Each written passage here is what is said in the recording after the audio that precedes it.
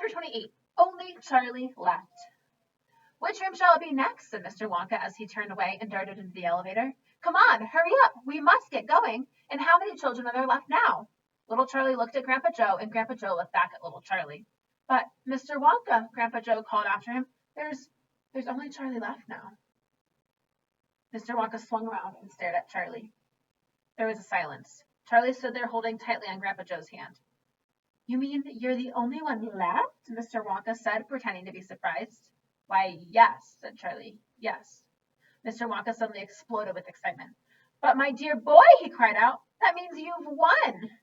He rushed out of the elevator and started shaking Charlie's hand furiously. Oh, I do congratulate you, he cried. I really do. I'm absolutely delighted. It couldn't be better. How wonderful this is. I had a hunch, right from the beginning that it was going to be you. Well done, Charlie. Well done. This is terrific. Now the fun must really start. But we mustn't dilly. We mustn't dally. There's even less time to lose now than ever before. We have an enormous number of things to do before the day is out. Just think of the arrangements that have to be made. And the people we have to fetch. But luckily for us, we have a great glass elevator to speed things up.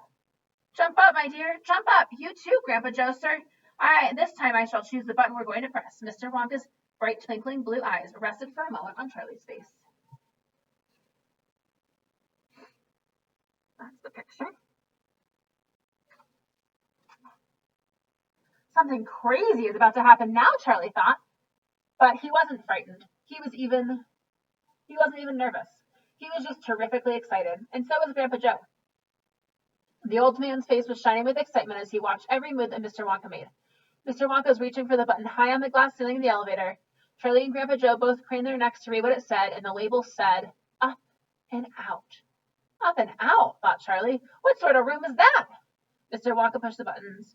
The glass doors closed. Hold on, cried Mr. Wonka. Then, wham! The elevator shot like a rocket. Yippee! Shouted Grandpa Joe. Charlie was clinging to Grandpa Joe's legs, and Mr. Wonka was holding onto the strap from the ceiling, and they went up, up, up straight this time, with no twistings and no turnings. Charlie could even hear the whistling of the air outside the elevator as it went faster and faster. Yippee! Shouted Grandpa Joe. Yippee! Here we go! Faster! Cried Mr. Wonka. Faster! Faster! If we don't go faster than this, we shall never get through. Through what? Asked Grandpa Joe. What have we got to get through? Ah! Cried Mr. Wonka. You wait and see. I've been longing to push this button for years. But I've never done it till now. I was tempted so many times. Oh, yes, I was tempted. But I couldn't bear the thought of making a great big hole in the factory. But here we go. Up and out. But don't you... Grandpa Joe said, you don't really mean this elevator. Oh, yes, I do, said Mr. Wonka. You wait and see. Up and out. But it's made of glass, said Grandpa Joe. It'll break into a million pieces. I suppose it might, said Mr. Wonka. But it's pretty thick glass all the same. The elevator rushed up, up, up, faster and faster. Then suddenly crashed.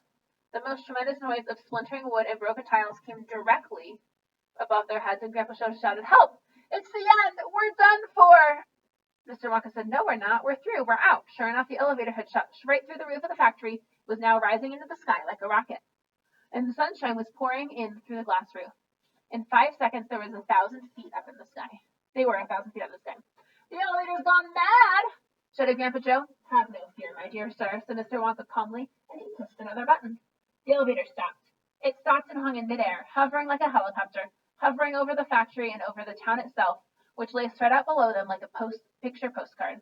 Looking down through the glass floor on which he was standing, Charlie could see the small, faraway houses and the streets and the snow that lay thickly over everything. It was an eerie and frightening feeling to be standing on the clear glass high up in the sky. It made you feel that we were standing on anything at all. Are we all right? Cried Grandpa Joe. How does this thing stay up? Candy power, said Mr. Wonka. 1,000,000 candy power. Oh, look, he cried, pointing to the other children. They're returning home.